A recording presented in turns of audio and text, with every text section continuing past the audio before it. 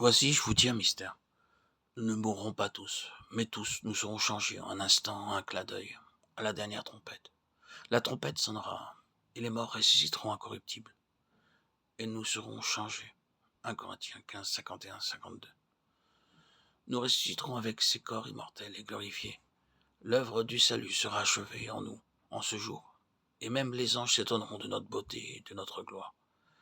Quelle que puisse être votre beauté tant que vous êtes sur cette terre, un défaut ou un autre se trouveront en vous, une dent cassée ou un crâne chauve. Mais en ce jour, lorsque vous recevrez un corps glorifié, même les anges seront incapables de trouver en vous le moindre défaut. Le Seigneur fait de vous un nouvel homme. Imaginons qu'un homme riche marche au milieu d'un quartier pauvre. Toutefois, son désir se porte vers une petite cabane. Il en paie le prix et l'achète. Étant un homme riche et un architecte de grande expérience, il fait tomber la vieille cabane et sur le même emplacement, il y construit un édifice plus haut que le plus grand des buildings que l'on puisse trouver. Il est très bien conçu et merveilleux à voir. Tous les passants sont étonnés de voir qu'une petite masure a été transformée en un si bel édifice. La transformation qui s'opérera un jour dans votre corps sera bien plus merveilleuse que celle-là.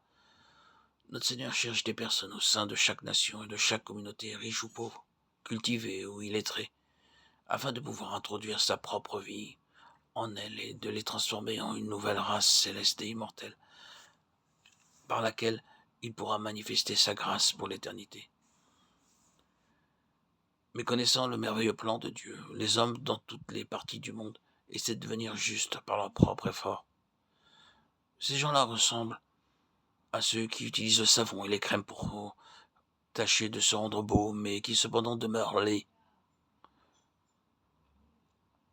Quand j'étais à Londres, je m'appliquais chaque nuit de la poudre et une crème avec l'espoir que mon teint deviendrait comme celui des Anglais. Chaque matin, je me regardais dans le miroir et pensais que je devenais plus clair de teint que le jour précédent. J'ai fait cela pendant 2 ans, mais aujourd'hui, mon teint est toujours le même.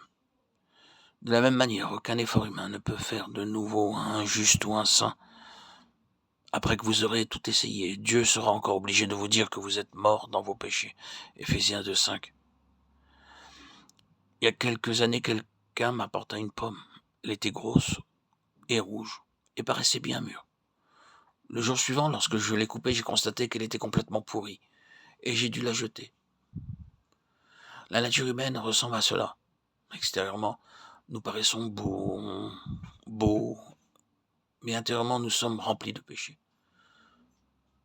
Certains bébés semblent très doux et se conduisent bien dans la matinée pendant 2 heures, mais après quelque temps, ils deviennent obstinés et se conduisent très mal. La parole de Dieu déclare tous son péché sont privés de la gloire de Dieu. Le Seigneur a payé le même prix pour tous en versant son sang précieux. Par sa mort sur la croix, il a mis un terme à la vieille création et par sa résurrection, il a commencé la nouvelle création. Nous qui avons accepté le Seigneur Jésus-Christ comme notre Sauveur, nous sommes cette nouvelle création et sous ce rapport, nous sommes appelés le nouvel homme. Le Seigneur dit, « Voici, je fais toutes choses nouvelles » Apocalypse 21:5. En premier lieu, le travail commence en nous et nous est accordé un cœur nouveau, une conscience nouvelle, une intelligence nouvelle, une nature nouvelle, une sagesse nouvelle, une gloire nouvelle, une beauté nouvelle, une force nouvelle, une faim et une soif nouvelle, un appel nouveau,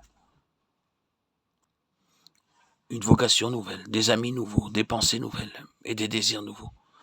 Toutes choses sont devenues nouvelles, 2 Corinthiens 5:17, et toutes choses procèdent de Dieu. Cette œuvre se poursuivra continuellement jusqu'à ce que la terre et le ciel passent aussi et que toute la création devienne nouvelle.